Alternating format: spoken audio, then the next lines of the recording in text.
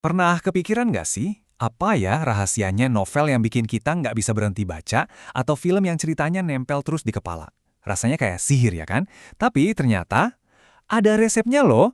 Oke, di sini kita bakal coba bedah bareng-bareng gimana sih sebuah karya fiksi itu diciptakan. Kita kan sering mikir kalau fiksi itu ya cuma cerita rekaan, cuma hayalan. Tapi apa benar sesimpel itu? Apa fiksi itu cuma sekedar pelarian dari kenyataan? Ternyata nih, jawabannya jauh lebih dalam dan jujur aja, jauh lebih keren.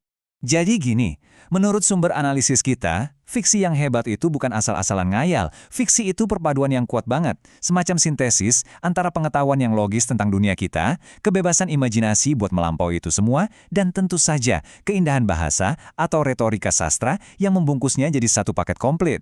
Nah, ini poin pentingnya. Fiksi itu punya tujuan yang lebih besar. Dia itu ngebangun kita loh, baik secara emosional, moral, bahkan intelektual. Lewat cerita, kita bisa belajar memahami betapa rumitnya hidup tanpa harus ngalamin semuanya langsung. Oke, jadi apa aja resepnya?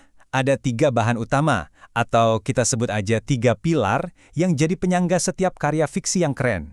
Yang pertama, itu fondasi pengetahuan. Kedua, mesin kreativitasnya, yaitu imajinasi. Dan ketiga, sentuhan akhir yang bikin semuanya jadi hidup, gaya bahasa. Yuk kita lihat satu persatu. Kita mulai dari pilar pertama, pengetahuan ilmiah. Mungkin kedengarannya agak aneh ya buat fiksi, tapi justru ini yang jadi jangkar sebuah cerita di dunia yang bisa kita percaya. Inilah fondasi realitasnya. Pengetahuan itu ngasih bahan baku sama aturan main yang bikin dunia cerita terasa masuk akal. Contohnya, hukum fisika dalam cerita fiksi ilmiah yang bikin perjalanan luar angkasa terasa nyata. Atau prinsip psikologi yang bikin kita ngerti kenapa seorang detektif bisa sampai terobsesi sama satu kasus. Dasar inilah yang bikin kita sebagai pembaca bisa percaya sama ceritanya. Dan ini berlaku di banyak banget bidang. Fisika buat perjalanan antar bintang, psikologi buat ngebangun karakter yang kompleks, sosiologi buat nyiptain masyarakat distopia yang masuk akal, biologi buat makhluk-makhluk imajiner, sampai sejarah buat novel yang latarnya masa lalu. Semuanya ini ngasih kedalaman dan kredibilitas. Oke, kita lanjut ke pilar kedua. Nah, kalau pengetahuan tadi itu fondasinya, imajinasi ini ibarat mesin yang ngebangun sesuatu yang luar biasa di atas fondasi itu. Inilah kekuatan penciptaan yang sesungguhnya. Nah, ini nih perbandingan yang keren banget. Kalau sains itu kan tugasnya ngejelasin dunia apa adanya. Pertanyaannya, apa yang terjadi? Tapi, imajinasi, dia ngambil fakta itu terus nanya, gimana kalau atau apa yang bisa terjadi? Nah, dari pertanyaan gimana kalau inilah keajaiban fiksi itu lahir. Lewat imajinasi inilah seorang penulis bisa menciptakan dunia paralel yang mustahil atau konflik moral yang bikin kita jadi mempertanyakan nilai-nilai kita sendiri. Fiksi spekulatif misalnya pakai masa depan sebagai cermin buat mengeritik masa kini. Disinilah keajaiban fiksi benar-benar hidup. Dan sekarang pilar terakhir yang menyatukan semuanya. Kita udah punya fondasi pengetahuan, udah punya bangunan imajinasi, nah gaya bahasa inilah polesan akhirnya yang bikin semua itu jadi sebuah karya seni. Gaya bahasa itu soal gimana cara ceritanya disampaikan. Tanpa ini, sebuah cerita ya cuma daftar kejadian aja.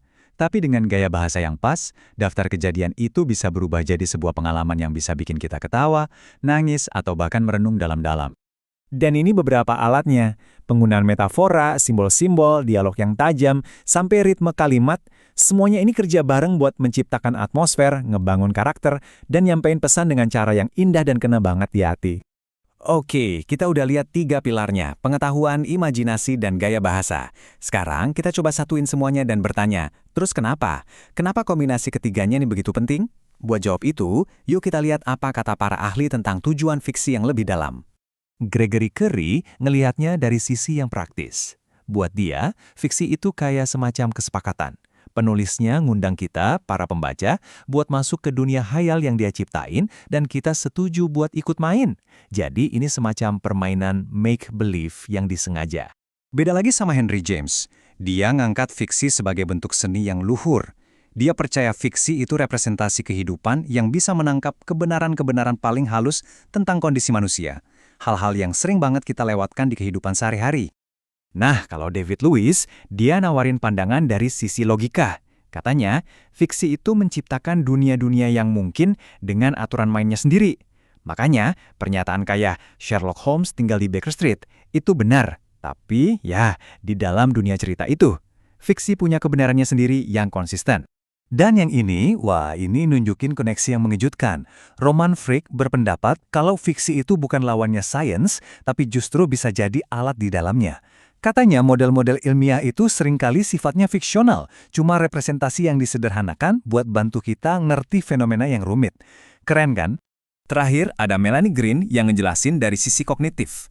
Waktu kita tenggelam dalam sebuah cerita, proses yang dia sebut transportasi naratif, pikiran kita jadi lebih terbuka.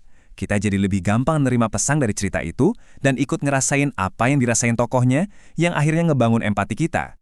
Jadi, semua perspektif tadi, dari yang bilang fiksi itu cuma permainan make-believe sampai yang bilang fiksi itu alat bantu sains, semuanya itu balik lagi ke kekuatan 3 pilar yang kita bahas.